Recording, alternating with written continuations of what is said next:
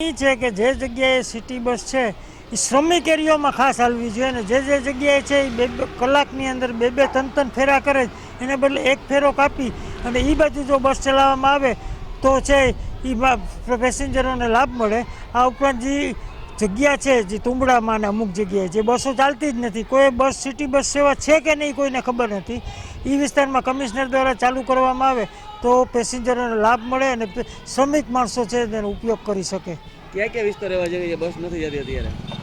હનુમાન રોકડિયા વિસ્તાર છે, એ ઉપર કડિયા પ્લોટ વિસ્તાર છે, એ એસવીપી રોડ છે કે જે મોટા પ્રમાણમાં માણસો રહે, જેથી કરીને એ વિસ્તારમાં છે એ બસ જાય ખાપટ વિસ્તારમાં ને તો પેસેન્જરોને લાભ મળે.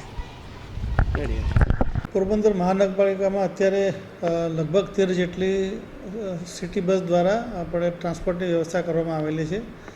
પોરબંદર મહાનગરપાલિકા બન્યા બાદ જે 4 નવા ગામો સમાવેશ કરવામાં આવેલા છે એ ગામો પૈકી આપણે જાવર ખાતે, રતનપર ખાતે અને વનાણા ખાતે સિટી બસ સેવા ચાલુ કરવામાં આવેલી છે.